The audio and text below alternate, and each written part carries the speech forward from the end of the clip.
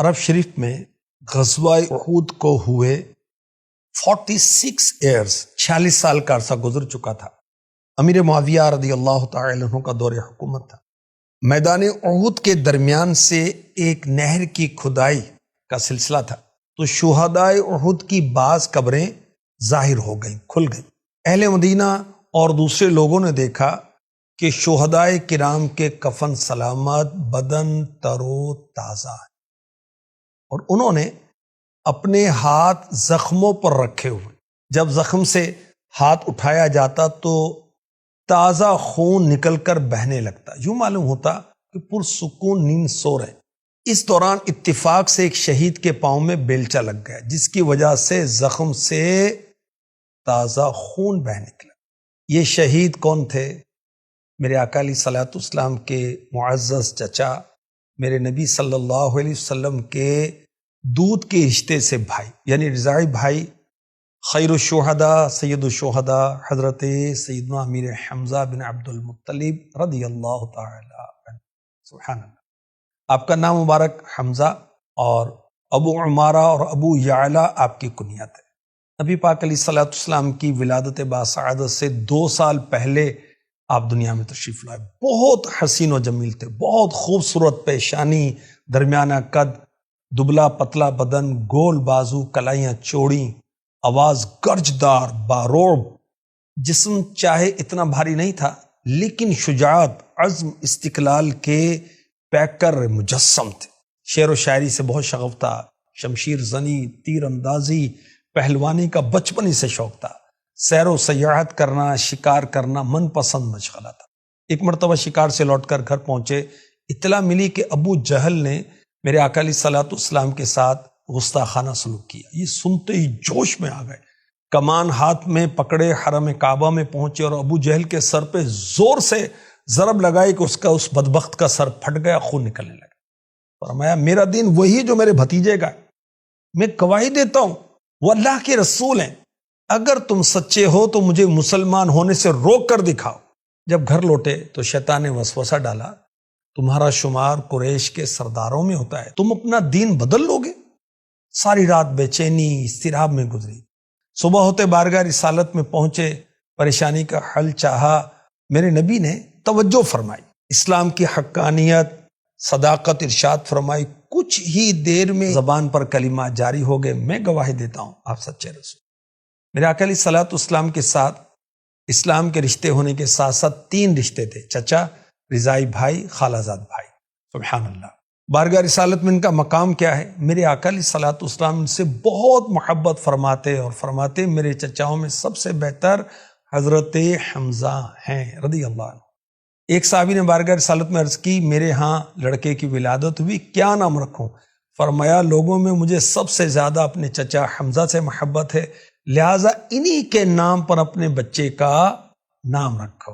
سبحان اللہ۔ ایک مرتبہ بارگاہ رسالت میں درخواست کی، میں جبریل امی علیہ السلام کو اصلی صورت میں دیکھنا چاہتا ہوں۔ فرمایا تمہیں دیکھنے کی طاقت نہیں۔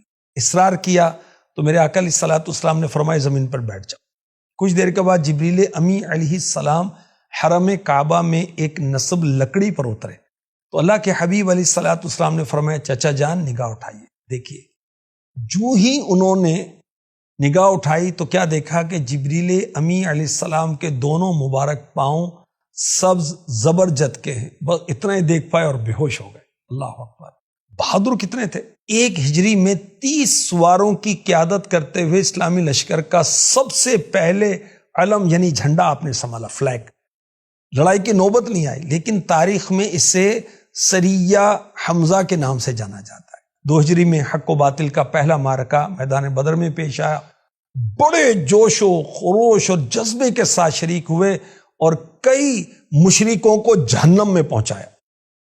آپ اپنے سر پر شتر مرغ کی کلغی سجائے ہوئے تھے، دونوں ہاتھوں میں تلوار تھامے ہوئے اسلام کے دشمنوں کو جہنم میں پہنچا رہے تھے اور فرما رہے تھے میں اللہ اور رسول کا شیر ہوں۔ قبول اسلام سے پہلے آپ لوہے کا لباس پہن کر لڑا کرتے تھے، اسلام قبول کرنے کے بعد سینہ کھول کر لڑا کرتے تھے۔ فرماتے تھے جب تک میں نے اسلام قبول نہیں کیا، کیا میں جوان تھا؟ میں موت سے ڈرا کرتا تھا، لیکن جب اسلام قبول کر لیا موت مجھے جنت کی چابی لگتی ہے۔ زرہ تو وہ پہنے جسے موت سے ڈر لگتا ہو، جس کو تم موت کہتے ہو وہ میرے لیے ہمیشہ کی زندگانی۔ سبحان اللہ۔ 15 شوال المکرم 3 ہجری غزوہ احد میں آپ نہایت دلیری سے لڑے اور 31 غیر مسلموں کو جہنم میں پہنچا کر شہادت کا تاج اپنے سر پر سجایا اور دنیا سے پردہ فرمایا۔ دشمنوں نے بڑی بے دردی کے ساتھ آپ کے ناک، کان، جسم سے جدا کر کے پیٹ مبارک چاک کر کے اور جگر مبارک جو تھا اس کو چبایا۔ استغفر اللہ۔ رسول پاک صلی اللہ علیہ وسلم کا دل بے اختیار بھر آیا، زبان رسالت پر کلمہ طیبات جاری ہوئے۔ آپ پر اللہ پاک کی رحمت ہو۔ آپ قرابت داروں کا سب سے زیادہ خیال رکھتے اور نیک کاموں میں پیش رہتے تھے۔ بوقت جنازہ رسول اللہ صلی اللہ علیہ وسلم نے حضرت حمزہ رضی اللہ تعالی عنہ کو یوں مخاطب کیا: یا حمزہ تو یا عم رسول اللہ واسد اللہ واسد رسولہ، یا حمزہ تو یا فاعل الخیرات، یا حمزہ تو یا کاشف الکربات، یا حمزہ تو یا ذابا عن وجہ رسول اللہ صلی اللہ علیہ وآلہ وسلم۔ اے حمزہ، اے رسول اللہ کے چچا، اللہ رسول کے شیر، اے حمزہ، اے بھلائیوں میں پیش رہنے والے، اے حمزہ، اے رنج و ملال اور پریشانیوں کو دور کرنے والے، اے حمزہ، رسول اللہ کے چہرے سے دشمنوں کو دور بھگانے والے۔ اللہ اکبر۔